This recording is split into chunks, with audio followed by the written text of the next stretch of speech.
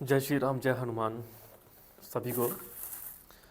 देखिए, जैसे कि अभी द हिंदू एडिटोरियल में एट्थ पे कमीशन की बात हो रही है, तो एट्थ पे कमीशन के बारे में क्या क्या एडिटोरियल में छपा हुआ है थोड़ा सा पता होना चाहिए। जो भी गवर्नमेंट एम्प्लॉय हैं, गवर्नमेंट जॉब जो कर रहे हैं, तो उसके बारे में थोड़ा सा पता होना चाहिए हमें कि कितनी सैलरी इंक्रीज़ होने वाली है। जैसे कि पहले लगा था पे कमीशन, तो इसको जो अप्रूव करने वाली जो बॉडी होती है, जहाँ अप्रूव किसके द्वारा किया जाता है, प्राइम मिनिस्टर के द्वारा इसको अप्रूव किया जाता है। किसको? पे कमीशन को। अभी जो लगने वाला वो कौन सा है? एट्थ पे कमीशन लगने वाला अभी। तो ये दो हिंदू के एडिटोरियल में देख सकते हो। अभी अभी देखा ये आ रहा है कि 1 करोड़ जो गवर्नमेंट एम्प्लॉय हैं उनको जो प्रॉपर तरीके से बेनिफिट मिला जाएगा। यानी कि गवर्नमेंट जॉब में अभी क्या देखने को मिलेगी? लिक्विडिटी देखने को मिलेगी, हम ये बोल सकते हैं डायरेक्ट। तो इसकी डिटेल अभी आनी बाकी है। जैसे कि आपको पता कि 1947 में देश आज़ाद हुआ था। जो कॉन्स्टिट्यूशन इंप्लीमेंट हुआ था वो कब? 1950 में इंप्लीमेंट हुआ था। तो इसके बाद इससे पीछे आपको 7th पे कमीशन देखने को मिला। यानी कि ये पे कमीशन जब आता है ये आपको 8 साल के बाद ये देखने को मिलता है पे कमीशन। आपसे कोई क्वेश्चन एग्जाम में पूछ ले कि फर्स्ट टाइम ये कब इंप्लीमेंट हुआ था? 1946 में स्टार्ट हुआ था। 1946 ध्यान रखें, ये स्टार्ट हुआ था। इसको देख रेख का जो काम है ये कौन देखता है? फाइनेंस मिनिस्ट्री जो निर्मला सीतारमण के अंडर में है, वो इसकी देख रेख का काम करती है कि देश में, सोसाइटी में कितना इन्फ्लेशन इंक्रीज हो रहा है, कितनी महंगाई बढ़ रही है, कितने खर्चे हो रहे हैं, उन सभी को पूरा ओवरऑल जो डेटा है एनालाइज करके ये लगाया जाता है। लास्ट पे कमीशन की बात करें 2014 में इंप्लीमेंट हुआ था ये। आपको याद हो सेंसस 2011, ये क्या है? जनगणना के ऊपर ये बेस्ड होता है। लेकिन जो लास्ट सेंसस है वो कोविड-19 की वजह से अभी नहीं इसको प्रस्तुत किया है। तो इस तरह से सरकार का ये कहना है कि पे कमीशन यानी कि आज ये अप्रूव हुआ है, यानी कि 2025 ये चल रहा है, ये आज अप्रूव हुआ।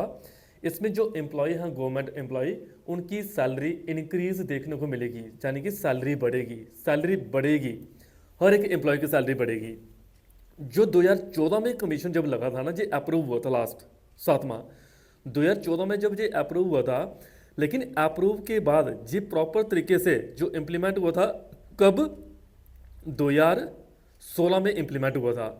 ऐसे ही आज 2025 में ये अप्रूव हुआ है प्राइम मिनिस्टर के द्वारा। तो 2027 तक इसकी प्रॉपर तरीके से रिकमेंडेशन है वो आपको देखने को मिलेगी। जे द हिंदू एडिटोरियल में प्रॉपर साफ साफ लिखा गया है। इसका बेनिफिट जो इवन पेंशनर लोग हैं ना, जिनको पेंशन मिलती है, उनकी भी सैलरी इंक्रीज होगी। यानी कि गवर्नमेंट क्या कर रही है? प्रॉपर तरीके से एनालाइज कर रही है कि जनता कहाँ कहाँ अपना प्रॉपर पैसा खर्च कर रही है या करेगी। ड्यूरिंग 7th पे कमीशन जो मिनिमम पेमेंट, जो मिनिमम सैलरी पे बात हुई थी, बोला गया था कि हर सरकारी मुलाजिम की जो सैलरी होगी वो मिनिमम 18,000 सैलरी होनी चाहिए पर मंथ। पूरा ओवरऑल देख रेख, खाना, बिजली, हो सकता है वो रेंट पे रह रहा हो, बिजली का खर्चा, पानी का खर्चा और खर्चे, उन सभी को देख रहे में, ताकि अपनी जो लाइफ है उसको अच्छे तरीके से सर्वाइव करे। क्योंकि आजकल आपको ये पता, हर किसी का कहना है कि गवर्नमेंट सर्विस में पैसा नहीं है, हर कोई प्राइवेट बिजनेस की तरफ मूव कर रहा है।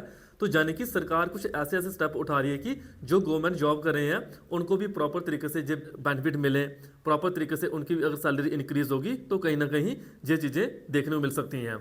तो उस टाइम भी ओवरऑल देखा गया, उस टाइम जो मैक्सिमम सैलरी थी ना, वो मैक्सिमम सैलरी रखी गई थी 2,25,000 जो मैक्सिमम सैलरी थी।